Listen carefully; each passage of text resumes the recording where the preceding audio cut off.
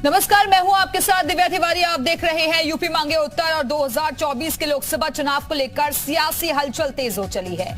एक और कांग्रेस पार्टी 2024 के लिए भारत जोड़ो यात्रा का आयोजन कर रही है, तो दूसरी ओर समाजवादी पार्टी के अध्यक्ष अखिलेश यादव लगातार यादव लैंड का दौरा कर रहे हैं। वहीं सत्ताधारी दल बीजेपी भी 24 से पहले संगठन में बड़े बदलाव की तैयारी में है। सीएम योगी कई बार मंचों से मिशन 80 का लक्ष्य निर्धारित कर चुके हैं और ऐसे में मिशन 80 के लिए बीजेपी की नजर उन सीटों पर सबसे ज्यादा है जिन पर 2019 में हार मिली थी। बीजेपी को करीब 16 सीटों पर हार मिली थी, लेकिन उपचुनाव में 2 सीट पर बीजेपी ने कब्जा जमा लिया था और ऐसे में बची है अब 14 सीटों पर कैसे 2024 में जीत दर्ज की जाए। ये अपने घर में जो 2 एक्स्ट्रा बेडरूम है उसमें होम स्टे बिजनेस करके महीने का 60,000 कमा रहे हैं। आपको भी ये करना है तो फ्रीडम ऐप को अभी डाउनलोड कीजिए। इसके लिए बीजेपी के चाणक्य कहे जाने वाले अमित शाह ने खुद कमान संभाल ली है और जल्दी अमित शाह यूपी दौरे पर आएंगे और 14 सीटों पर खास रणनीति तैयार करेंगे। इसी पर हम चर्चा करेंगे, लेकिन सबसे पहले खास रिपोर्ट आपको दिखाते हैं।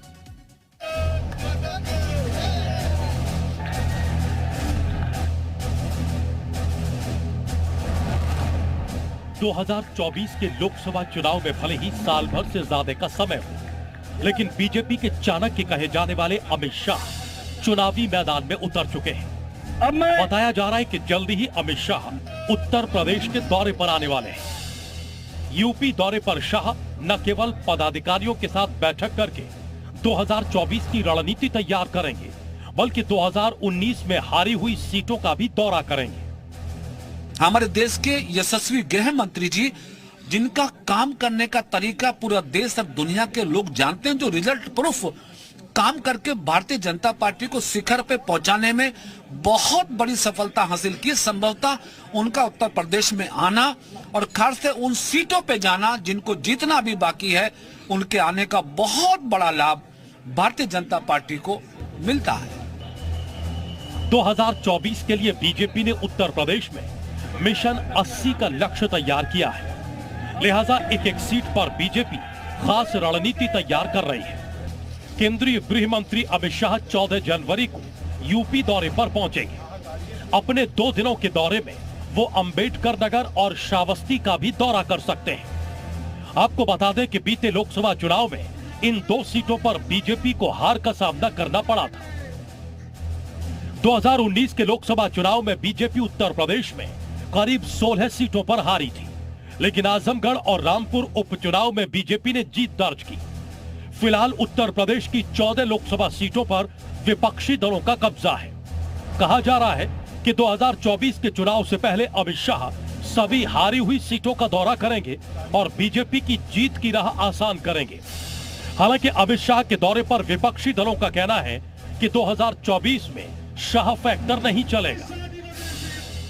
बहरहाल पूर्वांचल के साथ साथ अमित शाह का फोकस पश्चिम की हारी हुई सीटों पर भी है।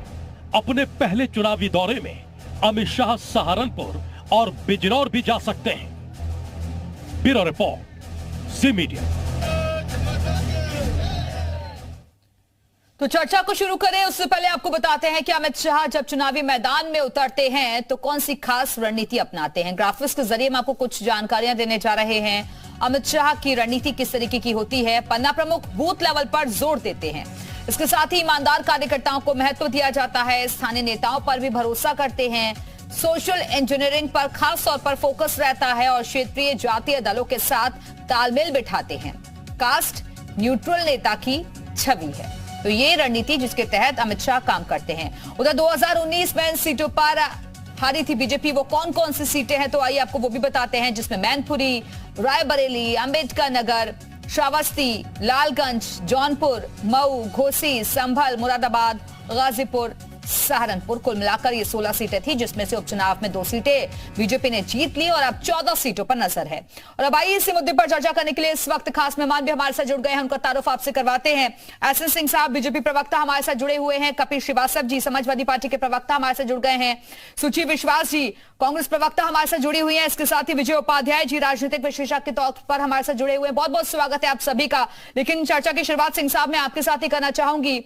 मिशन 80 को लेकर क्या कुछ तैयारियां हैं बीजेपी की, क्योंकि संगठन में बदलाव के संकेत भी मिल रहे हैं और अमित शाह भी दौरे पर आने वाले हैं बहुत जल्द। दिव्या जी, एक कहावत है, जिसकी जितनी बड़ी तैयारी उसकी उतनी हिस्सेदारी, चाहे जवान हो, किसान हो या परीक्षार्थी हो, इसी तरह राजनीतिक है। अगर आप तैयारी के साथ किसी चीज में जाते हैं, निश्चित तौर पे बड़ी सफलता मिलती है। आप देखे होंगे उत्तर प्रदेश में पहले भी भारतीय जनता पार्टी की तैयारियों ने ही जीत के राह को आसान बनाया, और इस बार जो हम 80 के लक्ष्य को लेकर चल रहे हैं, मुझे लगता है कि उस लक्ष्य को भी पूरा किया जाएगा, क्योंकि पहले भी इस लक्ष्य को प्राप्त किया गया है। लगभग 73 सीटें, कभी 69 सीटें भारतीय जनता पार्टी के खाते में आई हैं। तो भारतीय जनता पार्टी जो कार्यकर्ता बेस पार्टी है, बूथ लेवल तक जो तैयारियां करती हैं, हमारे सभी वरिष्ठगण जो है वो बार बार लोगों से मिलेंगे, और जो हजारों ऐसी योजनाएं उत्तर प्रदेश में जो सरकार के द्वारा चलाया जा रहा है, उन योजनाओं को जन जन तक पहुंचाने का, उन योजनाओं के लाभ को बताने का एक माध्यम जो हमारे कार्यकर्ता है, वो कार्यकर्ता जाएंगे। उन कार्यकर्ताओं से हमारे वरिष्ठगण मिलते हैं और चीजों को समझते हैं, सुनते हैं, और समय के हिसाब से नई योजनाओं पे कार्य रूप बनाया जाता है, और उसी कार्य के परिणाम स्वरूप भारतीय जनता पार्टी 2014 से उत्तर प्रदेश में लगातार जीत हासिल कर रही है। और आप देखिए, दूसरी पार्टी केवल ईवीएम पर सवाल उठाएंगे, केवल परिवार की बात करेंगे, एमआई फैक्टर की बात करेंगे, अगर कहीं जाएंगे भी तो कहेंगे कि हम फला लैंड में जा रहे हैं। और भारतीय जनता पार्टी जिसका नारा है सबका साथ, सबका विकास, सबका विश्वास, और जो जन कल्याणकारी योजनाएं चला रही है, उसी के नाते तो उत्तर प्रदेश के विधानसभा चुनाव में भी इतिहास बदलते हुए, 37 साल का इतिहास बदलते हुए उत्तर प्रदेश की जनता ने भारतीय जनता पार्टी को अपनाया। आज डबल इंजन की सरकार जिस तरह से उत्तर प्रदेश की खुशहाली के लिए, समृद्धि के लिए कार्य कर रही है, मुझे लगता है इन योजनाओं को लेकर और एक बृहद रूप बनाते हुए, जन आकांक्षाएं जो अंत्योदय की परिकल्पना, उसको पूरा करते हुए हमारे वरिष्ठ जन के द्वारा योजना बनाई जा रही है कि वो ऐसी सीटें जो उत्तर प्रदेश में भारतीय जनता पार्टी को नहीं मिली थी, वहां पे भी भारतीय जनता पार्टी कपिल श्रीवास्तव जी, ठीक है, हमें मानते हैं कि जो हमारा है उसको सर पे लगाना है, और जो अपना नहीं है दिव्या जी, उसको अपना बनाना है। यही कार्य करते कपिल श्रीवास्तव जी, बीजेपी की तैयारियां तो आप देख ही रहे हैं और सुन भी रहे हैं, सिंह साहब जैसे जानकारी दे रहे हैं। ठीक है, वापस आती हूँ सिंह साहब आपके पास। वो कह रहे हैं कि जो अपना नहीं है उसे बनाना है, और जो हमारा है वो तो हमारे पास है ही। कहीं ऐसा तो नहीं कि अमित शाह जी आ रहे हैं तो आप लोगों की टेंशन बढ़ रही हो? बस दिव्या जी, बस असली बात नहीं बताना है। ये मिशन 80 नहीं है, ये मिशन 36 है। जो 36 का आंकड़ा है उत्तर प्रदेश में इनके संगठन के अंदर, उसकी खाई पाटने आ रहे हैं, क्योंकि उस खाई को इन्होंने नड्डा साहब के रूप में और ठाकुर साहब के रूप में वहां पे देख लिया हिमाचल में, जहां ये अपनी सत्ता गंवा बैठे। तो अभी तो दिल्ली बहुत दूर है, अभी तो ये संगठनात्मक फेरबदल करने जा रहे हैं। डर गए। अभी जिस तरीके से भारतीय जनता पार्टी हर जगह लगभग पराजित हुई है, उससे डर गई है, बौखला गई है, और देखिए अब संगठनात्मक रूप से परिवर्तन के लिए भी बात चल रही है, और चुन नहीं पा रहे कि क्या करें और क्या ना करें।